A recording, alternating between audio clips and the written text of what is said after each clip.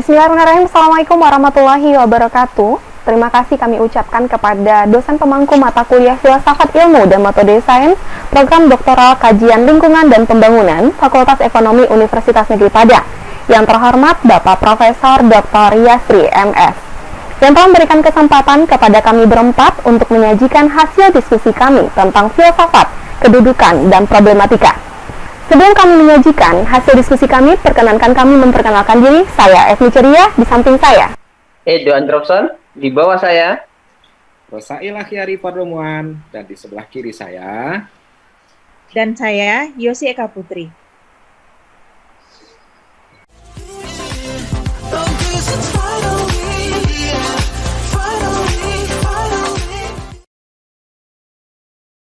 Pada pertemuan terdahulu kita sudah membahas dengan dosen pembina kita, Bapak Profesor Yasri, mengenai konsep dari filsafat itu sendiri dan juga tentang apa itu definisi filsafat, ruang lingkup filsafat, mazhab-mazhabnya apa saja.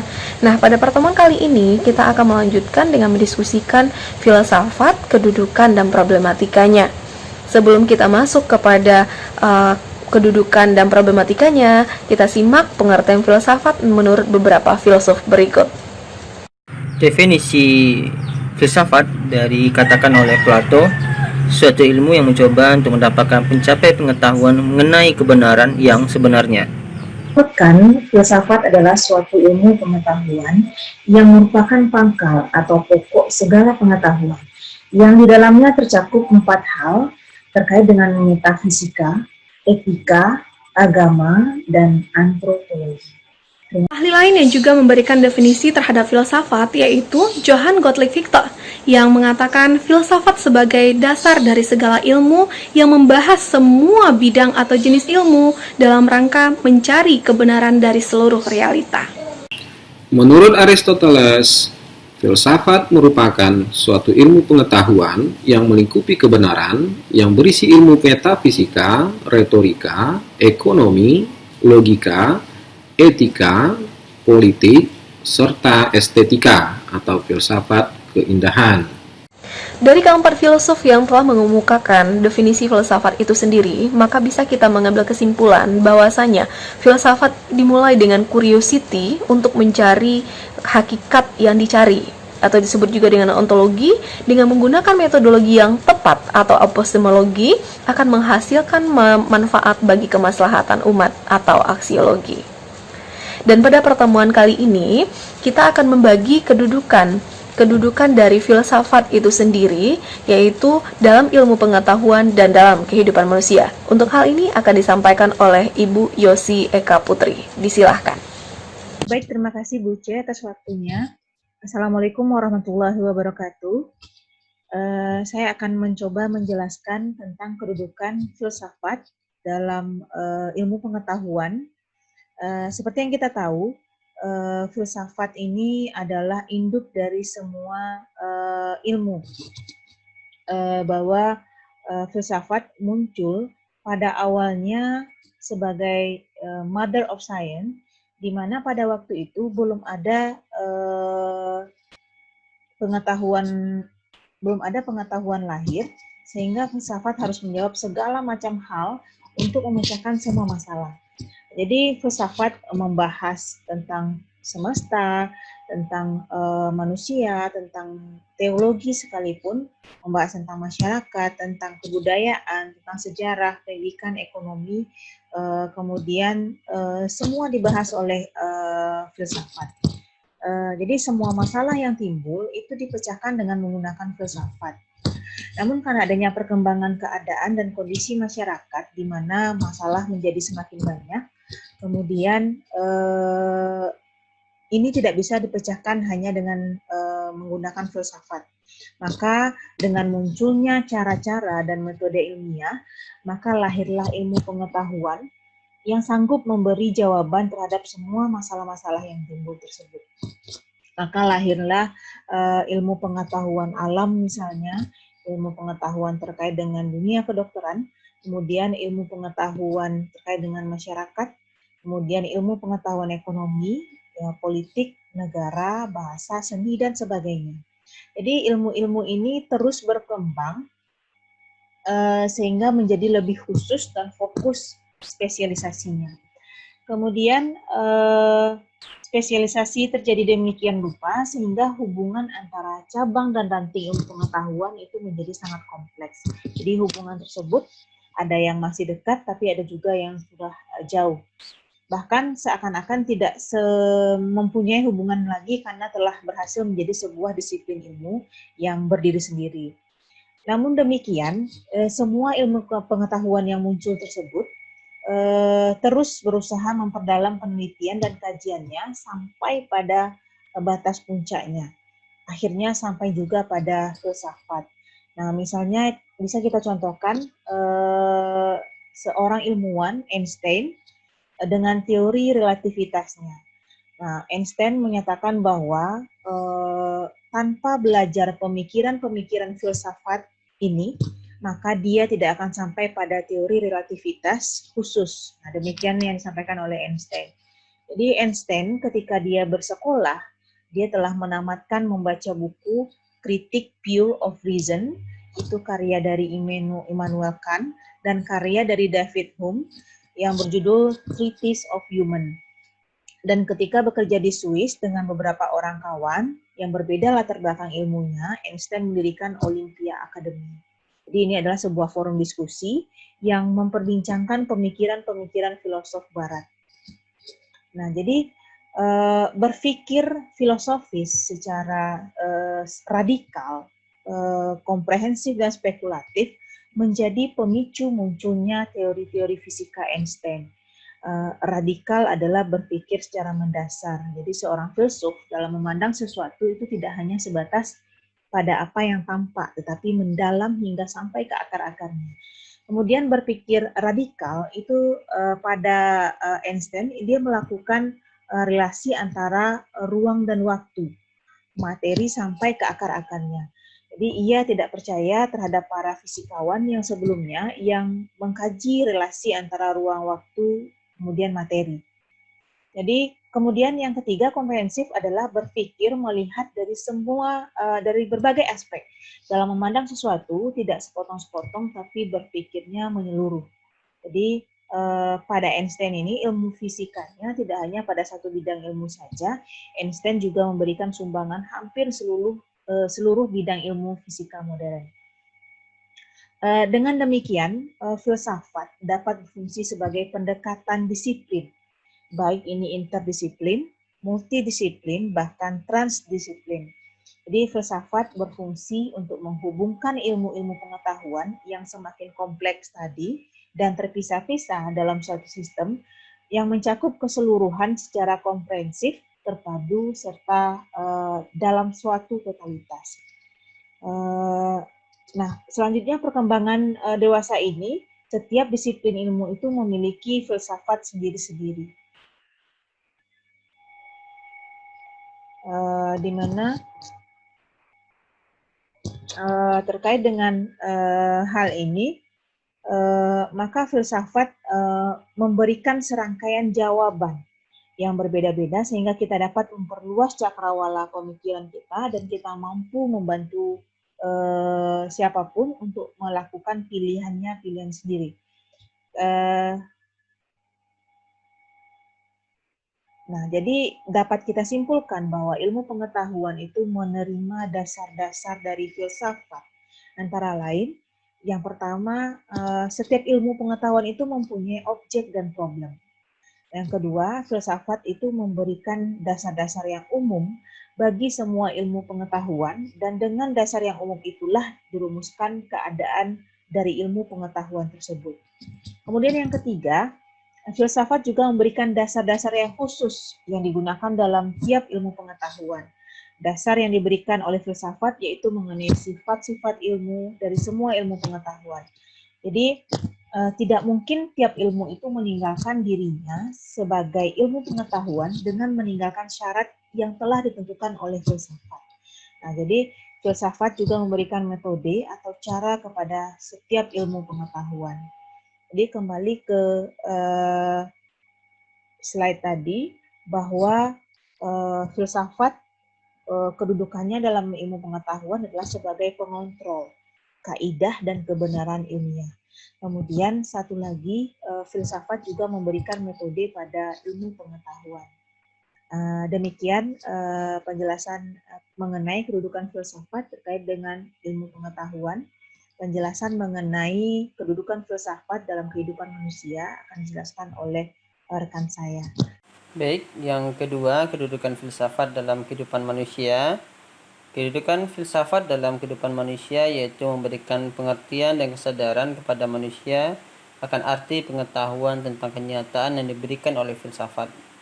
Berdasarkan dasar-dasar hasil kenyataan, maka filsafat memberikan pedoman hidup kepada manusia. Pedoman itu mengenai sesuatu berada di sekitar manusia sendiri seperti kedudukan dalam hubungannya dengan yang lain. Kita juga mengetahui bahwa alat-alat kewajiban manusia seperti akal, rasa, dan kehendak. Dengan akal, filsafat memberikan pedoman hidup untuk berpikir guna memperoleh pengetahuan. Dengan rasa dan kehendak, maka filsafat memberikan pedoman tentang kesusialaan mengenai yang baik dan buruk.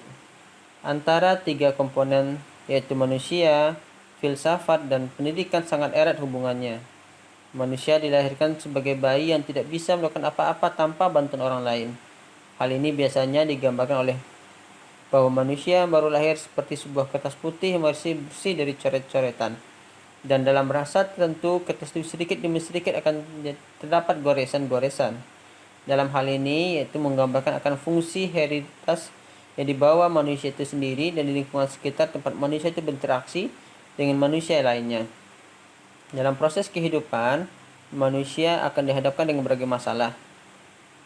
Untuk dapat memilih dan melaksanakan cara hidup yang baik, dan hal itu harus melalui pendidikan. Jadi manusia, pendidikan merupakan suatu keharusan. Karena potensi dasar di bawah sejak lahir masih harus dikembangkan lagi dalam lingkungan melalui pendidikan. Kedewasaan merupakan tujuan pengembangan manusia dan kata kunci dalam pendidikan. Karena pendidikan juga disebut sebagai upaya mendewaskan anak manusia, yaitu membimbing anak agar menjadi manusia yang bertanggung jawab. Peran filsafat dalam kehidupan manusia di sini yaitu sebagai pola pikir manusia yang arif, bijaksana dalam menjalani suatu kehidupan. Sesuai dengan pengertian dari secara etimologi, filsafat akan mengajarkan dan melatih manusia untuk bersikap yang bijaksana dalam hidup. Terkadang dengan filsafat, seseorang akan mempunyai suatu filsafat hidup atau pandangan atau pedoman hidup yang lebih baik. Oleh karena itu, erat sekali hubungan antara keberadaan manusia, filsafat, dan pendidikan dalam proses kehidupan manusia. Terima kasih. Terima kasih Bu Yosi dan Pak Edo. Selanjutnya kita akan membahas tentang problematika filsafat. Dalam hal ini akan disampaikan oleh Bapak Rosail Akhyari. Disilakan. Merujuk kepada referensi filsafat ilmu yang ditulis oleh Muslim pada tahun 2006, problematika filsafat ilmu dapat dikelompokkan menjadi 4. Yang pertama, problematika struktur fundamental suatu ilmu. Kelompok ini menitik beratkan kepada perspektif objek formal yang digunakan suatu ilmu dalam memahami objek kajiannya. Di sini bisa dilihat bahwa suatu perspektif tertentu ternyata tidak dipakai hanya oleh satu disiplin ilmu saja. Artinya bisa jadi beberapa disiplin ilmu memakai objek formal yang sama. Yang kedua, mempelajari struktur logis suatu ilmu. Struktur logis suatu ilmu berhubungan dengan pandangan tentang logika apa yang digunakan atau bermain di dalam ilmu tertentu. Di sini filsafat ilmu memperoleh masukan dari sejarah ilmu dan sosiologi ilmu. Bagaimana ilmu itu berkembang sehingga ia memiliki sebuah karakteristik yang membedakannya antara satu ilmu dan ilmu yang lainnya. Yang ketiga, problematika bagaimana filsafat ilmu berupaya agar satu ilmu tetap aktual, berguna, bertahan, survive, dan marketable. Dalam problematika ini bisa dilihat bagaimana upaya di dalam filsafat agar ilmu itu selalu kekinian dan menjadi berguna di dalam ilmu pengetahuan dan kehidupan. Yang keempat, problematika melakukan kritik. Kritik adalah sifat dasar dari filsafat. Maka filsafat ilmu tidak henti-hentinya melakukan kritik terhadap setiap ilmu dan perkembangannya. Terima kasih kita ucapkan kepada Pak Rosail. Dan selanjutnya yaitu tentang problematika filsafat menurut beberapa teori yang lain, yaitu oleh Benjamin ataupun juga menurut Plato dan segala macamnya. Itu juga membagi problematika filsafat itu menjadi 6 bagian, yaitu epistemologis, kemudian yang kedua metafisis, yang ketiga metodologis, logis, etis, dan estetis. Problematika epistemologis itu sendiri itu sebuah problematika yang membahas tentang teori pengetahuan, itu membahas berbagai segi pengetahuan seperti adanya probability, asal mula, sifat alami, batas, asumsi-asumsi, landasan, validitas, reliabilitas, sampai soal kebenaran. Sedangkan problematika metafisis tentang ilmu itu lebih mengkaji tentang aspek ontologi dalam kajian filsafat itu sendiri. Jadi yang mempertanyakan itu mempertanyakan tentang realitas kehidupan alam ini gitu. Kemudian metafisika, atau kita nyebut juga dengan metafisika ya, alam ini wujudnya seperti apa, siapakah kita, menjawab pertanyaan seperti itu problematika metafisis. Dan metafisika belakangan ini dianggap sebagai teori mengenai apa yang ada. Perkembangan suatu ilmu sesungguhnya itu bertumpu pada suatu landasan ontologis tertentu. Segi filsafat ilmu ini, dia mempersoalkan misalnya eksistensi dari entitas-entitas dalam suatu ilmu khusus atau status dari kebenaran ilmu tersendiri. Yang ketiga, itu adalah problematika problem-problem metodologis tentang ilmu. Jadi metodologi ilmu merupakan penelaahan terhadap metode yang khusus dipergunakan dalam suatu ilmu. Jadi kokohnya metode menentukan validitas dan reliabilitas dalam menghasilkan sebuah ilmu. Struktur logis dari suatu ilmu mensyaratkan agar suatu ilmu dalam penyimpulan itu tunduk pada kaidah-kaidah logika dengan standar ketelitian yang tinggi. Dengan alfanya itu toleransi kesalahan itu sangat kecil sekali.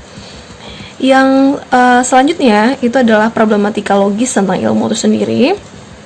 Problematika logis yaitu logika berasal dari asal kata logos yang berarti ucapan, akal budi, dan ilmu. Jadi dalam filsafat ilmu jelas tidak mungkin tanpa menggunakan logika. Jadi makanya problematika yang keempat itu adalah logis, problematika logis. Jadi pas filsafat ilmu itu membicarakan masalah berpikir yang tepat, yaitu yang mengikuti akidah-akidah berpikir logis. Problematika selanjutnya yaitu problematika etis ya dari suatu ilmu. Jadi ditengok dari etisnya itu berarti untuk predikat yang dipakai untuk membedakan hal-hal gitu, perbuatan-perbuatan atau manusia-manusia yang lain. Jangan arti demikian, bersifat etik itu setara dengan bersifat susila. Jadi di sini problematika filsafat itu dia mengelompokkan etika menjadi etika umum dan etika khusus, yang merupakan kalau yang etika itu pemikiran kritis dan mendasar tentang ajaran-ajaran dan pandangan-pandangan moral. Nah, sesungguhnya etika itu lebih banyak bersangkutan dengan prinsip-prinsip dasar pembenaran dalam hubungannya dengan tingkah laku manusia. Kemudian yang terakhir itu adalah problem estetis tentang ilmu. Jadi estetika itu disebut juga dengan philosophy of beauty, yang mengatakan bahwasanya problem estetis itu menyangkut ilmu pada dasawarsa terakhir yang menjadi topik perbincangan oleh sebagian filsuf yang berkaitan dengan nilai-nilai atas sesuatu yang disebut indah atau tidak. Sehingga pada tahun 80-an itu ada para ahli membicarakan tentang nilai dimensi estetis ini yang berjudul Science the Search for the Hidden Beauty of the World, atau bisa kita artikan ilmu sebagai pencarian terhadap keindahan yang tersembunyi di dunia ini, dari filsuf terkemuka Charles Hurston.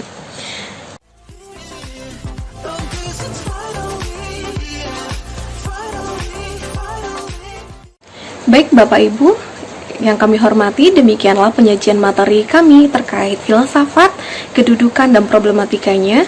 Dan kami sangat yakin sekali hasil diskusi kami ini mungkin masih memiliki kekurangan-kekurangan atau referensinya masih kurang banyak. Untuk itu kami mohon masukan dan saran dari Bapak Ibu semuanya, terkhusus untuk dosen pembina mata kuliah kita, Bapak Profesor Dr. Yasri MS. Terima kasih. Assalamualaikum warahmatullahi wabarakatuh.